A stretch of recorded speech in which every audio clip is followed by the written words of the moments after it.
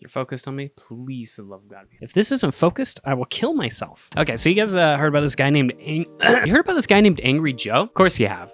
We love Angry Joe. You love him. I love him. I mean, who do you think I got the idea to do all my videos in front of a green screen from? Angry Joe. Angry Joe rose to popularity back when it was like the thing to be like the gamer YouTuber whose personality is that he's mad all the time, and he would have a costume and catchphrases. You done fucked it up! You done fucked it up! You done fucked it up! You done fucked it up! And you just never grew out of it. And these days, that stuff's looking kind of cringe. Hey, Angry Joe 2010 called. I told them you weren't here and they said they'd call back later. I don't watch Angry Joe. I never did. I'm so affected by secondhand embarrassment that I'm pretty sure if I watched too much of it, I would start getting years taken off my life. But when this video popped up on my recommended feed, something possessed me. I had to see what the guy who had this to say about Suicide Squad. What the fuck is wrong with critics? Seriously. I have no idea. What the hell? That was an awesome fucking movie! Yeah. Had to say about Last of Us 2. Well, after the G Fuel ad, it opens up like this. Okay, Ellie, we've been doing this a long time now. So, I think together we can survive. Hold up, a clicker! Wow! That was great! I'm so proud of you, girl! Thank you. I think you can handle it! You could go off on your own! I think I found it. I think I found the cringiest Last of Us 2 review. That's right, I'm taking down Angry Joe, guys. He's had it too easy for too long. If you're subscribed to this channel, you're more than likely subscribed to my friend's channel, Matt Amar. I hate women and brown people. He did this takedown of Nostalgia Critic for his wall video, so I'm getting the sloppy seconds, and I'm going after Angry Joe. How dare you dislike a game that I like? The guy loves doing these just horrible sketches.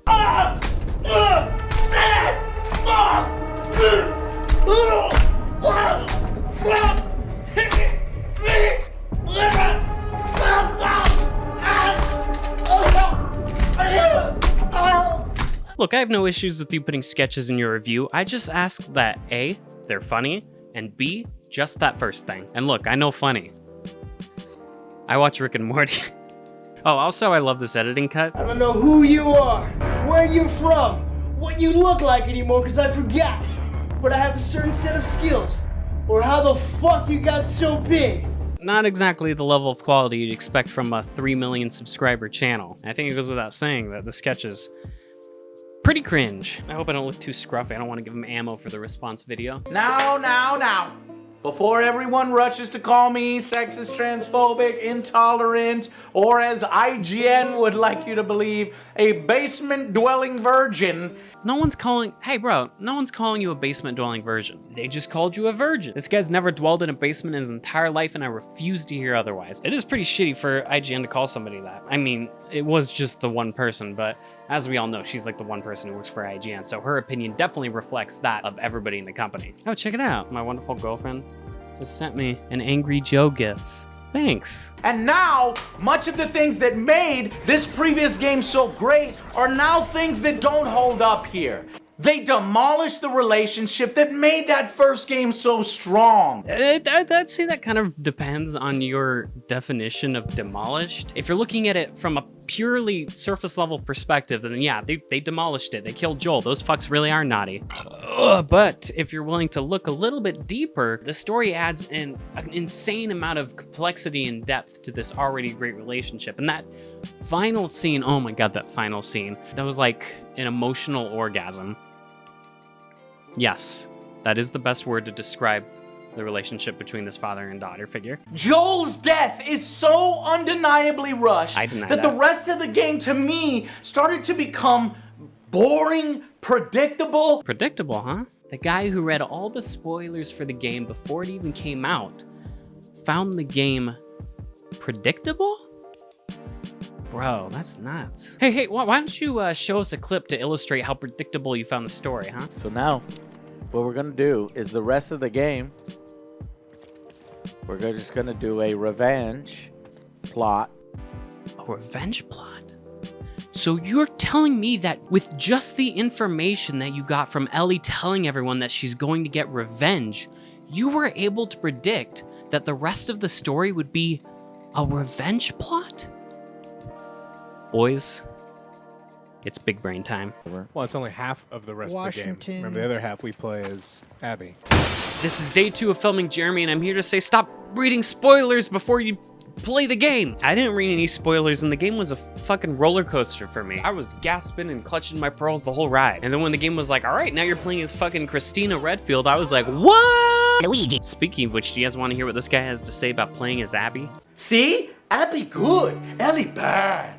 Please, please, please, like Abby, they will pull emotionally manipulative things clearly to make it happen. They are trying so fucking hard. So we just can pretend like the game's completely devoid of wholesome Ellie moments. They both do dark shit and they both do cute fucking kawaii shit. The difference is that these are two characters who are on the same path but at different stages of it. Ellie is slowly losing her humanity, Abby is slowly recovering from having lost it. And that's really important because the fact that Abby did all the shit that she did and still managed to come out a better and more fulfilled person by the end tells us that there's still hope for Ellie. Joe also goes on to say that the game tries to force you to like Abby by giving her better weapons in combat. Abby gets everything and Ellie gets nothing. It's like you can clearly see the bias. Which is just completely untrue. Sorry, Ellie has exploding arrows. She wins. In fact, you know, why don't you just take all the best guns in the game? I got Molotov cocktails, I got all sorts of really good stuff for you. Also, I like how they try to use the sketch to illustrate that Abby gets more weapons and they give her a Molotov cocktail, which is an Ellie exclusive weapon.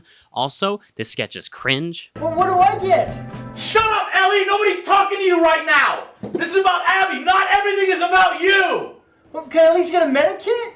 But in seriousness, Ellie's weapons are more catered to defensive stealth combat, and Abby's weapons are more catered to aggressive, straightforward combat. Maybe you just didn't like playing as Ellie because you're not good at it?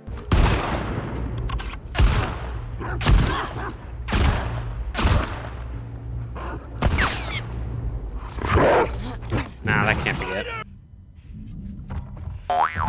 This is drivel! Absolute drivel! Only that lesson rings That was kind of a weird cut. Why don't we just go and let that clip keep rolling and see what you had to say? absolute drivel. You wanna know why she left her alive? Because the game's not over It's yet. it's not Joel. It's not a man. It's a woman. The last of us women. I'm not gonna kill you. That's my opinion, dude, because it's like, well, fuck all the fucking dudes in the fucking game. They all die. Fuck them, kill them, fuck them up. Now all the women kill each other, and then they kill each other's friends, and then when they go to kill it, nah, let you live. The coincidence is the plot armor. What did I fuck? Shipped her right there.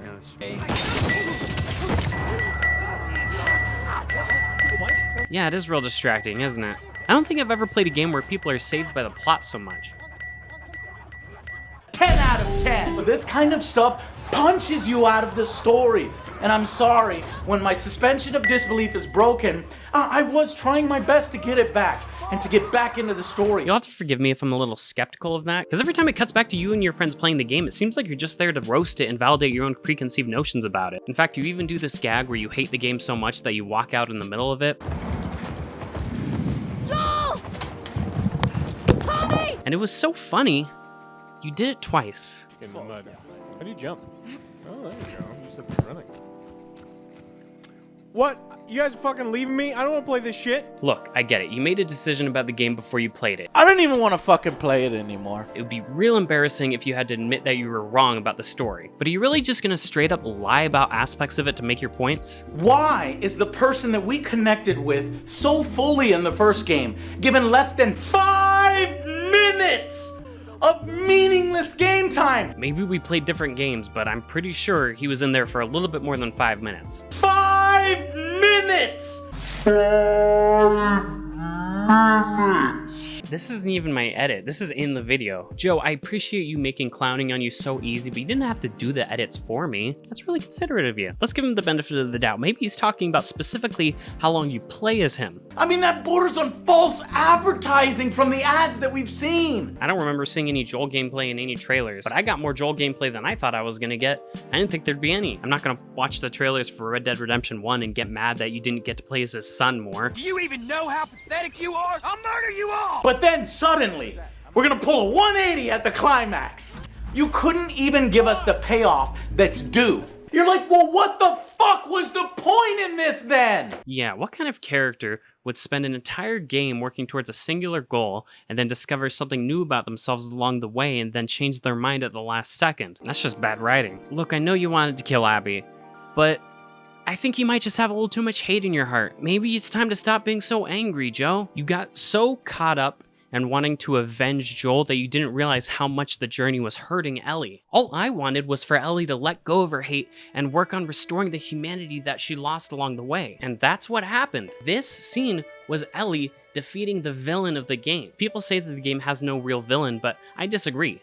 The villain of the game is vengeance. Vengeance is what killed Jesse, it's what killed Joel, it's what killed Owen, it's what killed 15 dogs, give or take, depending on how you play it. By sparing Abby, Ellie refused to let vengeance control her and stop the cycle of violence from continuing to tear apart her life. And the reason she looks so broken at the end is because it's hard. Acting out of hate is easy. Acting out of compassion is hard. She lost a lot along the way, but she got through it and she grew. And I don't know what could be a more satisfying ending than seeing our girl Ellie win. And if that's the point of the game, then okay. I'm still gonna be upset. Oh, alright, well, sorry the game made you feel something, bro. Let's see what he gave the game. People have been dropping 0 to 10s on this thing all the fucking livelong days, so that's probably what he gave it. The final verdict for The Last of Us Part 2 is a 6 out of 10. What? I wasn't expecting this. These are the best in the business, doing the best graphics, the best environments, the best animations, AI, and more in the industry. But unfortunately, the story group, the characters, the writing, the pacing of how it's told, and the ultimate conclusion make all those things feel like hollow victories here.